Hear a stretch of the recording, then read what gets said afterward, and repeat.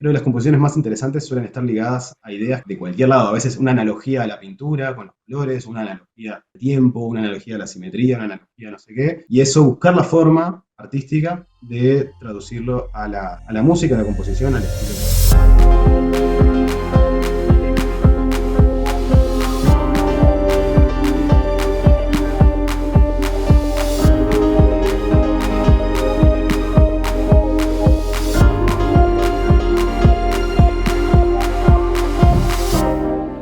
Si te interesa, te gusta o te apasiona el mundo de la música electrónica, seguro en estos últimos 10 años has notado bastantes cambios, en donde los sucesos y los avances tecnológicos que van ocurriendo hicieron de que cada vez más se vinculen las artes visuales con la industria de los eventos, con el show business, y esto se ve muy involucrado con el mundo de la música electrónica. A modo de ejemplo, antes 2012, 2013, 2014, más o menos esos fueron como los últimos años, en donde cuando los diseñadores gráficos nos contrataban para hacer una gráfica musical, generalmente era para hacer la tapa de un disco, la tapa de un CD.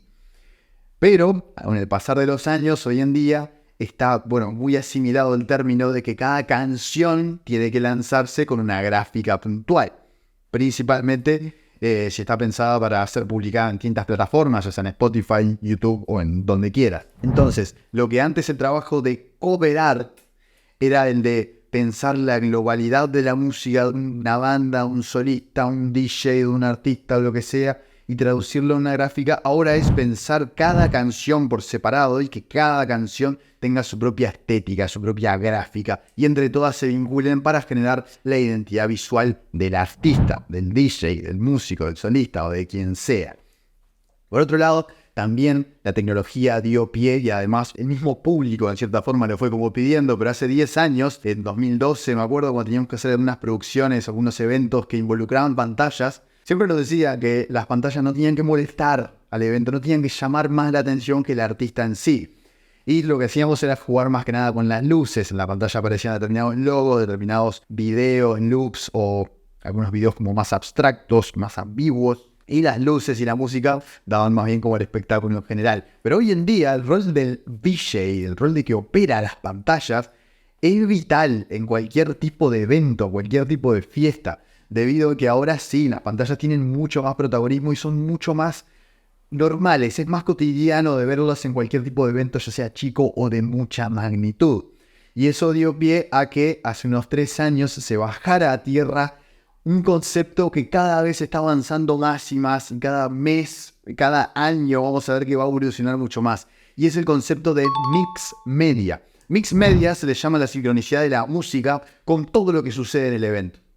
Las pantallas, no solo el hecho de que se prendan y aparezcan cosas, sino las acciones que ocurren en la pantalla, las luces, los bailarines, la música, los accesorios que ocurran en el evento, todo lo que haya, todo sincronizado con la música, a eso se le llama mix media. Y va a seguir avanzando. Y para que un DJ, el día de mañana, 2024, sea considerado como un DJ profesional dentro de su subgénero, es necesario que entiendan unos conceptos clave de arte digital y diseño gráfico por todo lo que se viene de aquí a futuro. Y para ello creamos este espacio llamado Máster en Arte Digital Podcast. Máster en Arte Digital, generalmente, de alguna forma, el mundo de los videojuegos abarcó ese término. No tiene por qué ser así. Para mí, Máster en Arte Digital quiere decir que nos podemos capacitar de una forma muy concreta en artes visuales y diseño gráfico orientados hacia donde nosotros querramos. Y en este caso es la música electrónica. ¿Por qué? Bueno, déjame contarte, hace 20 años que estoy involucrado en el mundo de la música y el diseño gráfico. No soy tan viejo, pasa que me gustaba desde muy chico. Hace 10 años que toco en una banda pop aquí a nivel uruguayo y en otras bandas también de distintos géneros. He pasado por todo, desde metal hasta electrónica, hasta hacer canciones en casamiento. Para que te des una idea, el mundo de tocar el teclado te abre un montón de posibilidades. Sin embargo, de hace 3 años, que fue cuando empezó la pandemia y no tenía para tocar, no tenía eventos, no tenía básicamente nada más allá de mis clases de diseño gráfico y mis trabajos como freelance, dije, el día que vuelva a toda normalidad quiero centrarme en un solo género dentro de la música y va a ser la música electrónica. ¿Por qué? Porque es lo que más me apasionaba, solo que al momento de saber tanta armonía, tanta teoría, y bueno, que me gustaba el hecho de estar en vivo ahí junto a más músicos. Me vi involucrado varios años en bandas, pero hoy en día el mundo de todo lo que es el DJing, es decir, de tocar música en vivo, de las pantallas, de la sincronicidad que se genera entre las dos cosas, me apasiona mucho más, hasta un punto en el cual, bueno, veo que mi círculo y mi networking generado por las redes sociales se vio muy involucrado en la música electrónica, y hoy en día, 2023, finales de 2023, puedo decir de que he ayudado y participo como colaborador para más de 120 DJs en habla hispana, tanto a nivel latinoamericano como en España. Lo cual no quiere decir que estos 120 DJs hayan tenido un éxito rotundo. De hecho, no es así. Menos del 10% de los DJs con los que he trabajado han cumplido sus metas, las metas que nos planteamos desde el principio. Ya sea que sus canciones suenen en la Tomorrowland, que sus canciones sean distribuidas en los sellos discográficos más importantes del mundo, poder compartir cabina con sus DJs preferidos, poder hacer una gira internacional que no sea en el país de al lado, ¿no? La idea es alejarse justamente de la zona de confort. Y que su música tenga la gráfica, la visual, la animación que ellos siempre hayan soñado. Bueno, estas cosas no cualquiera las cumple. Muchos hay algunos que simplemente prueban, participan en alguna que otra fiesta, les gusta, pero priorizan mucho más su trabajo. Es decir, que no relacionan lo que es el oficio con la pasión. Este podcast, que obviamente está un poco más estirado de lo que yo pensaba al principio, debido a que, bueno, el formato podcast permite ciertas libertades, pero originalmente estaba pensado como un curso, algo muy concreto, para que yo se lo dé a un DJ que no tiene ni idea, nunca vio Photoshop en su vida, no tiene ni idea de cómo hacer nada, ni siquiera vio Paint, ni Canva, ni nada. Bueno, cómo hacer que un DJ pueda resolver su propia gráfica, la gráfica de su música, su propio press kit, sus propias giras, todo el lanzamiento, todo lo visual, lo vas a poder resolver gracias a este podcast y las capacitaciones que te brindaré a lo largo de varios capítulos. No estoy diciéndote que en un futuro muy lejano vamos a hacer las gráficas de tu música. Eso lo vamos a ver en el episodio número 2. Pero este primer episodio está centrado más que nada en hablar de música. Justamente del tema más importante, el tema que más de alguna forma le tendrías que prestar atención. Porque es el alma de lo que estás haciendo. Vamos con la razón de este primer episodio. Y la razón es que te voy a brindar 5 consejos para mejorar tus composiciones musicales. El primero te lo voy a dar yo, y es algo que, bueno, era parte del eje del curso que iba a brindar originalmente los DJs, que ahora pasó a ser este formato podcast, y el resto de los 4 consejos te los va a dar un amigo, un socio, quien conozco desde hace 15 años en el ambiente de la música, que hoy en día se encarga de dirigir una de las orquestas más importantes de Alemania y además es colaborador con varias orquestas sinfónicas de aquí de Uruguay. Así que te voy a brindar este primer consejo y después vamos a la entrevista que vamos a tener con Agustín Pardo. Vamos con el primer consejo. El primer consejo es que comiences a utilizar la inteligencia artificial. En lo que quiero centrarme hoy es en cómo ampliar tus horizontes cuando desconoces un poco sobre algunos subgéneros. ¿A qué voy con esto? Si querés investigar, por ejemplo, vamos a bajar al caso del tecno melódico, ¿no? Que es algo como veo que todos sabemos de qué trata. Bueno, si siempre estás pinchando o tocando minimal o estás más orientado hacia el house y de golpe querés pasarte al tecno melódico, pero no tenés mucha idea de muchos artistas o conocés solamente un par, puedes utilizar una inteligencia artificial que funciona muy parecida a ChatGPT, que es Bing, que es gratuita y puede conectarse a internet, y le vas a decir lo siguiente: dime una lista de 10 canciones de el subgénero que quieras, vamos a dar el ejemplo de tecno melódico, que estén exactamente en la tonalidad de, por ejemplo, la menor, en un BPM entre 124 y 126. Bueno, acá Bing, en este caso, lo que va a hacer es darte una lista de canciones, priorizando las más populares. En principio va a tener algunos errores en cuanto a BPM, pero bueno, eso se puede ajustar tranquilamente, pero todas van a estar en la misma tonalidad, en la menor. Esto va a hacer que puedas probar en tus sets distintas canciones, ya sea que las descargue de YouTube o de donde quieras, es solamente para probar, en donde sabes que la superposición de acordes no va a generar ningún problema porque está todo en la misma tonalidad. Es una forma arriesgada de probar en vivo. Yo hice una fiesta chica, era un cumpleaños, no pasa nada, Sin embargo, si me pongo en el lugar de un DJ que tiene que prepararse con 2 semanas de anticipación, esto le va a facilitar muchísimo más, porque ChatGPT, así como te estoy diciendo que, perdón, Bing, funciona igual que ChatGPT, pero Bing. Eh, Así como te digo que te va a generar una lista de 10 canciones, te puedes generar una lista de 150 tranquilamente y puedes elegir sobre eso y te ahorras el hecho de tener que andar investigando y buscando y yendo por distintos autores y demás, que está buenísimo, aparte de la gracia justamente de ser un artista, el poder investigar, pero a veces si no contamos con tanto tiempo, este consejo es el que más te va a salvar al momento de ahorrar justamente decenas de horas de trabajo. A continuación vamos con la entrevista con Agustín Pardo, quien, bueno, desde Alemania está haciendo una videollamada con nosotros, conmigo en realidad, pero cuando uno empieza el proyecto tiene que hablar como en plural.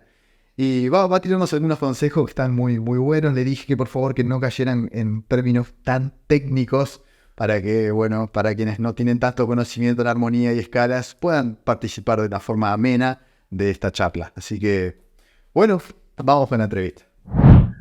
Bueno, y tenemos al primer invitado en este primer episodio del podcast Máster en Arte Digital. Así que bienvenido, Agustín Pardo, aquí a este primer episodio. Y bueno, no está aquí por el azar o porque, bueno, justo haya coincidido, sino de que también parte de la idea de esta serie de capítulos es comentar un poco, bueno, en parte cómo fue mi historia, que hace casi 20 años que estoy metido en el ambiente de la música, y bueno, Agustín fue, no lo consideraría como mi primer profesor, sino más bien como mi primer mentor, porque los profesores, se dice cuando te enseñan más que nada clases, que dentro de la música más que nada solfeo, armonía, melodía, pero Agustín sabía resolverme dudas muy, muy concretas en un momento en el cual, bueno, estábamos más que nada para el metal, el hard rock, el heavy, como todos los más o menos que teníamos entre 15 a 18 años, ¿no? Que era la música que nos interesaba. Así que bueno, bienvenido Agustín, ¿cómo estás?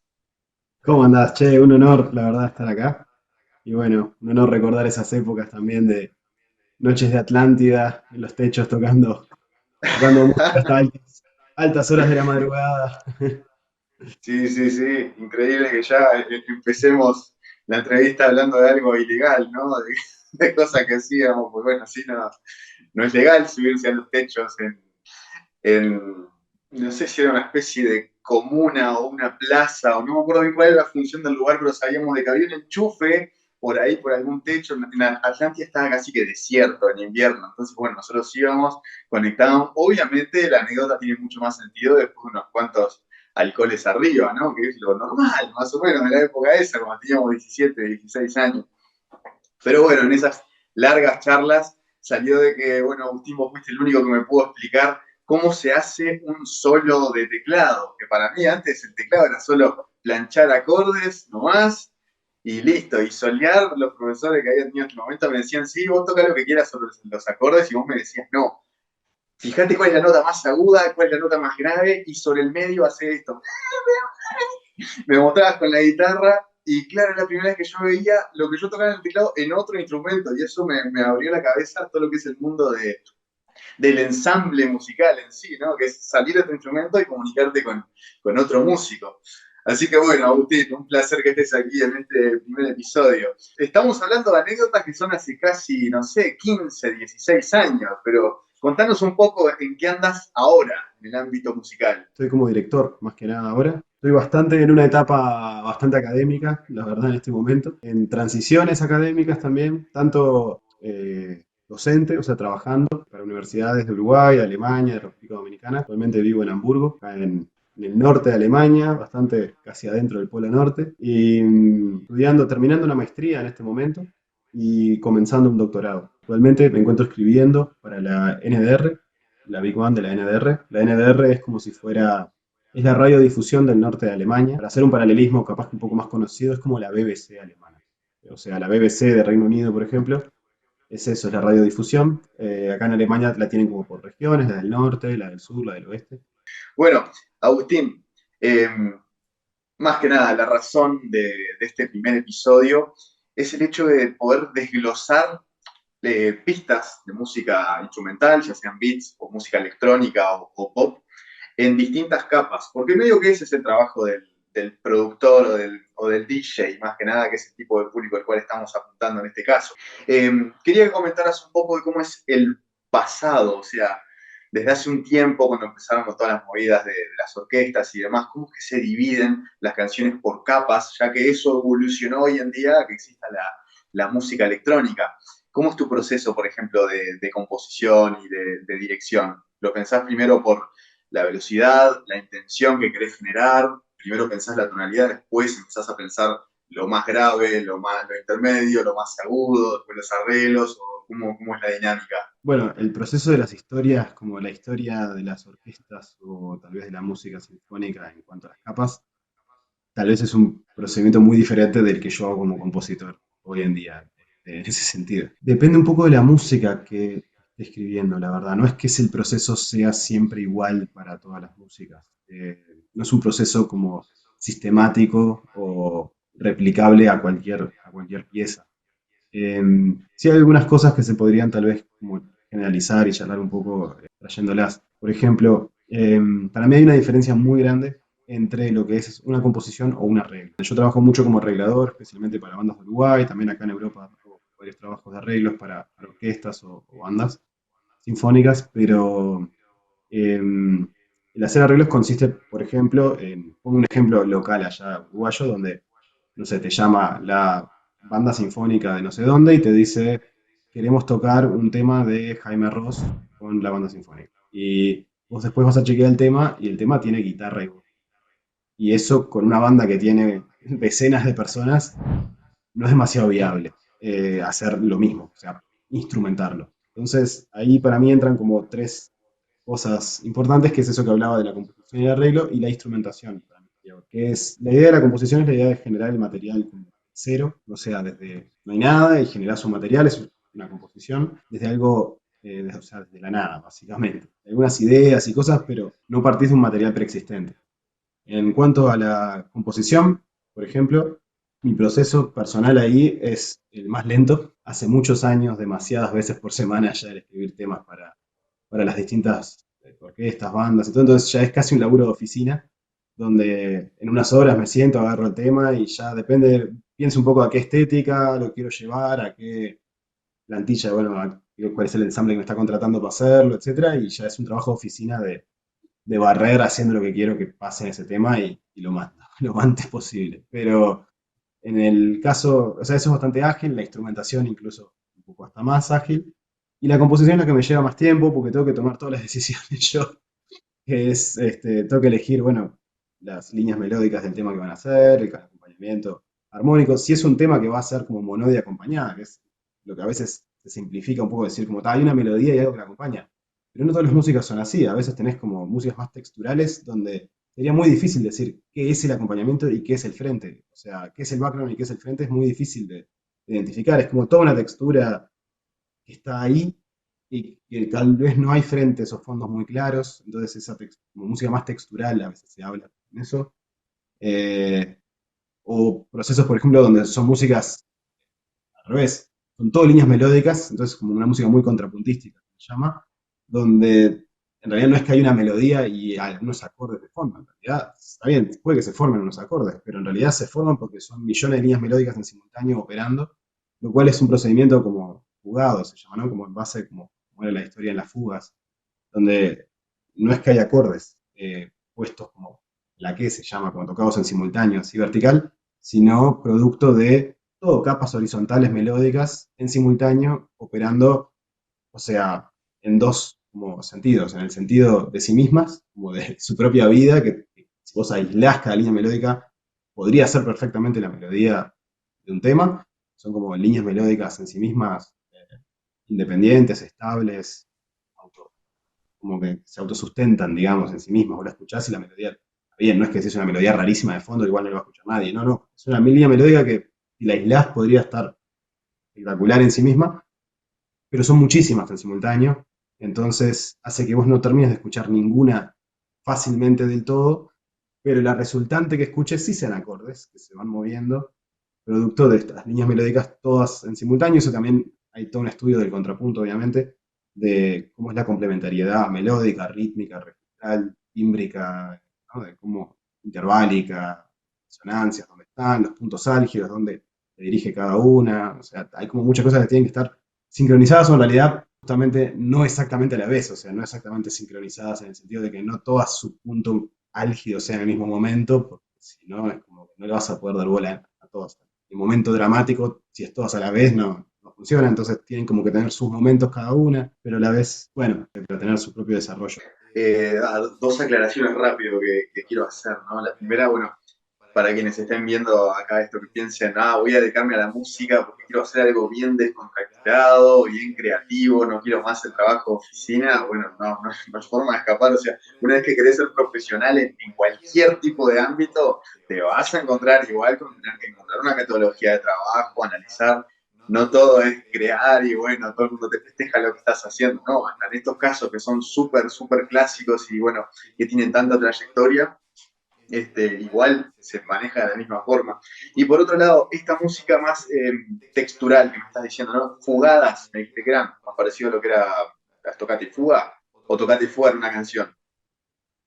Son dos estilos diferentes, la tocata y la fuga. A veces tocan Ah, juntas está, los dos. bueno, Pero genial, ahí va. Sobre eso, por lo que tengo entendido, como ya has dicho, a veces no se muestra, por ejemplo, el acorde explícito, sino de que son varios instrumentos en varias capas que según la melodía que está haciendo cada una, en su conjunto, en esa textura, escuchas algo medio deprimente, medio tensionante o que, bueno, genera justamente el acorde. Que eso es más o menos parecido a, parecido, re careta decirlo, pero es más que nada como eh, algo así como lo que serían los estilos melódicos dentro de todo el mundo de la música electrónica. Solo que sí, se muestran los acordes explícitos y las notas se muestran, porque obviamente no tenemos tantas capas de instrumentos como en una orquesta.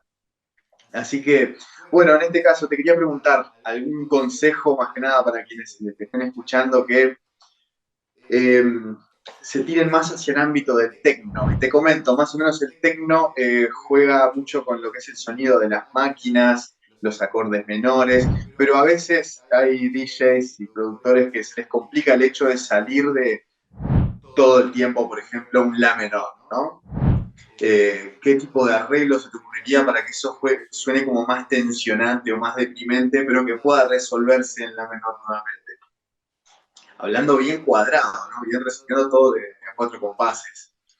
sí, hay un montón de cosas que se ejercitan como para probar o a veces como para generar material, ¿no? O sea, aparte del trabajo de composición es el generar material. Bueno, como toda la historia de la música, todos los compositores han siempre hablado de lo importante que es saber usar bien la goma.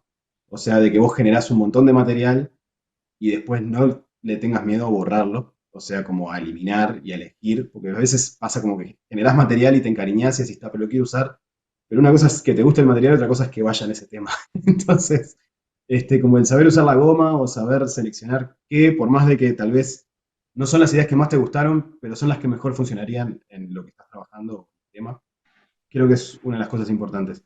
El cómo salir o entrar o volver o ir, etcétera. Yo creo que se pueden eso, probar cosas. Algunas cosas, por ejemplo, básicas son tenés una melodía y tenés un acorde, ¿no? Todo bien. ¿Qué pasa si los separás? Por ejemplo, le sacás el acorde, trabajás, armonizás la línea melódica con otros acordes. Por ejemplo, el ritmo armónico cambiaban en redondas, o sea, una vez por compás. A cuatro pulsos, si estás en cuatro cuartos, cambia de acorde. ¿Qué pasa si lo empezás a hacer por blancas, o sea, cada dos, o lo haces cada ocho, o lo desplazás? Lo haces, por ejemplo, cada tres, pero que siga en cuatro. O sea, que el tema siga en cuatro, el beat, digamos, en cuatro cuartos. Luego vos que empieces a cambiar de acordes cada tres, eso hace que tengas un ciclo que en un momento se va a volver a alinear con el de cuatro y ahí tenés un momento muy dramático, pero ese desplazamiento, por ejemplo, armónico, va a generar cierto caos contra la melodía que puede ser interesante. Capaz que ese desplazamiento no tiene por qué ser, después decís, pero no me rinde cambiar los acordes. Bueno, no cambio los acordes, pero que se escuche algo que desplaza ahí, por ejemplo, capaz que cambias el estado, o sea, el bajo, que se invierta el mismo acorde en distintos estados, capaz para generar ese desplazamiento. Bueno, o situaciones medias por el estilo. Después, lo que es muy útil, claro, el caso que describías suena mucho a música modal, a la idea de como algo pedal, como una especie de mantra, ¿no? Donde tenés un sonido de pedal. He escuchado que en varios pasa eso, como lo que llaman drones, como la nota pedal así y cosas que pasan sobre eso. y es como eso, como una especie de coloraturas, de mantras, de cambios como de textura sobre eso. Eso es lo que se llama históricamente música modal, donde tenés un modo. Entonces estás ahí, tenés coloraturas. Lo que históricamente por lo menos se hace con eso es jugar a cambiar el modo. O sea, que vos estés sobre el mismo pedal y cambies el modo un poco. Ahí hay, bueno, graduaciones de los modos, que podrías ir un poco hacia algo más oscuro, un poco hacia algo más brillante, gradualmente, etcétera. Como para que de repente no te alejes mucho, no sea como que el oyente de repente no se le dé demasiado cuenta qué es lo que está, que algo cambió, pero que simplemente como un poco el mood, la sensación, el ambiente, el- eso cambia un poco, eh, podría ser, podría ser estratégico. Lo otro que también se usa mucho es lo contrario, que es en vez de cambiar un poco el modo y seguir sobre el mismo dron, es que conserves la sonoridad y todo, pero lo transportes del lugar al dron. O sea, que transportes todo ese mantra, color, mood que tengas a otros lugares y lo vuelvas. ¿Sí? Y ahí hay todo un estudio en realidad de lo que querés generar, a dónde podrías según la relación que tiene con el lugar que vas. Igual hoy en día es demasiado fácil probarlo, entonces en realidad lo que puedes hacer es probar, llevarlo a distintos lugares e ir escuchando cuál te funciona mejor. En general, lo que se haría es, cuando lo transportás, que parezca que te fuiste, pero que no sea literalmente lo mismo, sino es como un copy-paste shifteado. Entonces, realmente es como que algo le pasó. Como que también se fue para ahí, es medio el mismo color, el mismo mood, todo, pero algo le pasó. Y después cuando vuelve, capaz que queda afectado por eso, y como cosas un poco, como ideas un poco más musicales en ese sentido, como la vida misma, de que te pasó algo dramático y después vas a quedar un poco afectado, por más que vuelvas a tu casa. Entonces volvés, pero te traes un poco el problema que pasó y vas trayendo cosas y hablas de lo que te pasó. Entonces, cosas que aparecieron en ese otro mundo, las traes y las seguís como citando en este lugar que antes no eran parte, y no sé, cómo hacer coexistir después los mundos entre sí. No sé, son como algunas ideas de lo que podría ser trabajar con las músicas como modales. Creo que las composiciones más interesantes suelen estar ligadas a ideas que no son musicales, sino a ideas que son eh, de cualquier lado. A veces una analogía a la pintura con los colores, una analogía al tiempo, una analogía a la simetría, una analogía a no sé qué. Y eso, buscar la forma artística de traducirlo a la música, a la composición, al estilo que sea que se esté trabajando, la instrumentación. Y bueno, y buscar ahí un nicho, a ver, donde se puede encontrar algo original. Bueno, Agustín, primero que nada me gustaría también invitarte nuevamente más adelante a alguna charla mucho más nerd, mucho más enfocada en aspectos técnicos, que sé que sos el indicado para determinadas respuestas. Te agradezco un montón que hayas formado parte de este primer episodio. ¿Podemos contar contigo entonces en próximos episodios? En la siguiente Encantado. temporada. Y aprovechando que somos pocos, me gustaría que, bueno, primero que nada me contactes a través de mi Instagram, que ahí estoy casi que las 24 horas, es h.prod. Y nos estaremos viendo la semana que viene, en donde vas a aprender a cómo hacer la gráfica de tu música, aquello que te tranca al momento de decir, necesito publicarla en todas las plataformas y tengo que subir un JPG, una imagen de 3000 por 3000 y no sé cómo hacerla. Tranquilo. Vamos a resolverla la semana que viene y además te doy consejos para que el diseño que hagas no sea un asco, que esté increíble, que llame la atención y que además sea coherente con las distintas gráficas que está viendo el público en otras listas de, bueno, ya sea del género musical que sea dentro del rubro de la música electrónica. Sin más que agregar, nos estamos viendo la semana que viene.